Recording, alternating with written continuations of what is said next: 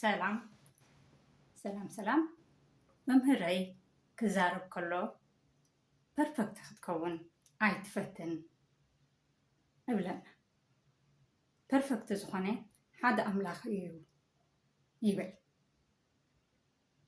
ሕጂ ንሕና እቶም ምስ እንመሃር እቲ ናቱ ትምህርቲ ብጣዕሚ ስለ እንግደሰሉን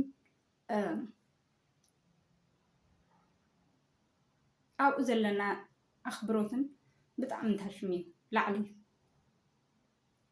ነሱ ክዛረብ ከሎ ግን ኣብ መንጎ ሓሳባት እንዳገለፀ የስ ኦር የስ እንዳበለ እዩ ዝዛረብ።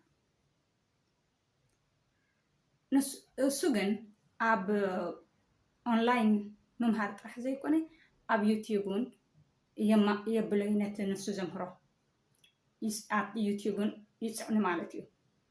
ሕጂ እቶም ዘይፈልጥዎ ኣብ ዩቲዩብ ዝሰምዑ ሓድሽቲ ኣብቲ ኮመንት ንምንታይ ኢኻ የስ ኦር የስ እንዳበልካ ተደጋግም ኢሎም ይሓትዎ። ነሱ ግን መልሲ ዝህብ ኣይረእኹን። ምክንያቱ ነቲ ኮመንት ዝርኢ ዝነበርኩ ኣነ ምናልባት እንተዘየድልይዎምሲ ንምንታይ ሰሚዖሞ ምምላሱና የድልዮምን እዩ ዝብል ሓሳብ ግዲ ሒዝዎ ወይ ግዜ ስኢንሉ ንኸውን። ሕጂ ኣብኡ ኣይኮንኩን ብናቱ ኣይኮንኩን ክዛረብ ደልየ ኣነ ኣብ ዩቲዩብ ቪድዮ ካብ ብዘብል ሕጂ ቀረባ ዝጀመርኩ ሰብ እየ። ግን ፊድባክ ካብ ካልኦት ክስምዕ ከዓ ብጣዕሚ ደስ ዝብለኒ። ምክንያቱ ካብቲ ዝተጋግኹሉ ክመሃር ካብቲ ፅቡቅ ኣሎ ዝብሉን እውን ንክቅፅሎ ስለ ዝሕግዘኒ።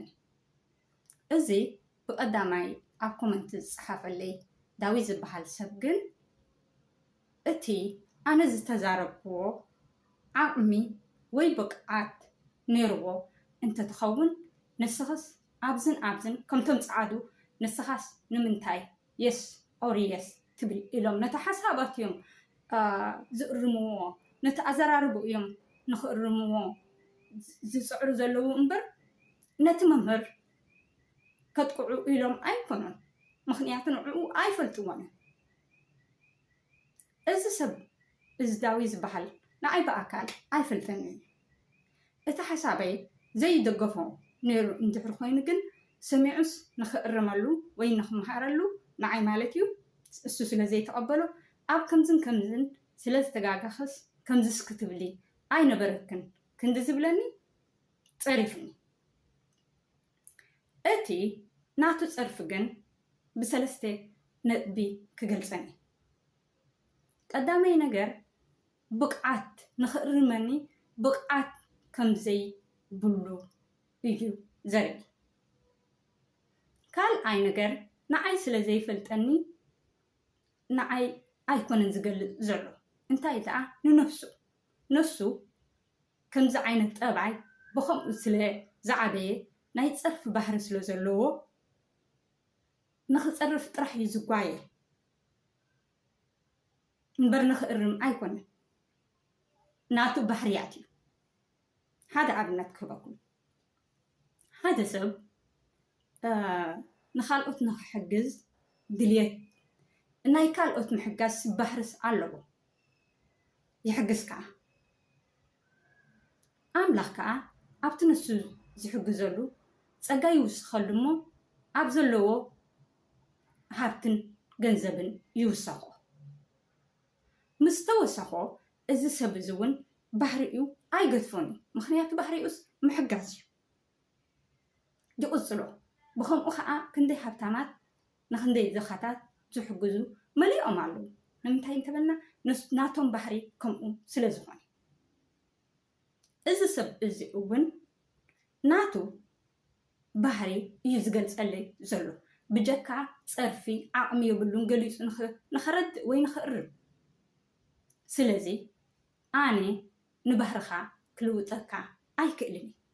ንሓሳባትካ በቲ ሓሳባተይ ኣብዚ ተጋጊኽ ስለ ዘለኺ ነዚ ስለ ከምዚ ክትብለኽ ከምዘይነበረ ኣይነበረክን እንተትብለኒ ነቲ ሓሳባት متقبلكون الرم دحرخين خاء ما أرمكو نسخة جن نحساباتي أيكون كان زي تجارب كاترح أمني خادر بيخا إتا أمنتي أجن تملي سنة أخا ختار مكان خانا خي تفلق دو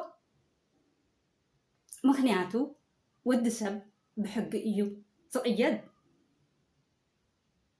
نخلو ود سب فنويل قبلكا تقول أنت تخونكو كم توم انسساتات توم عبيتنا توم نعشت زبلعو كم تبالعنا جن ود سب كا حقي ألو ولا توم تيك توك ناتوم بلاتفورم حق له نخذ تصرف مثل يبلكان انت زي دلخ ايونايت سب حسابات كسمعون جزي خاخ تحلف يبلكان كاب حالي فوق تصرف جن مثل يبلكان أنا بتتصرف كايو حنتي تسمعنا مخنياتو كم أسلة زيكونكو ويسرايكم أسلة زيكونو أنا فلت تم زفلتون خاطر تبيعون فلتوني نسخة جن بأنصارو مننتكا إخا قلت كلمة سوري إبلكا راح جن أنت خبلكا دلي أنت زي تتنك كاس تهزدر بخايا أمني نا أخا ونبكالك توكا مخانا فلتكا كابز تماهيركا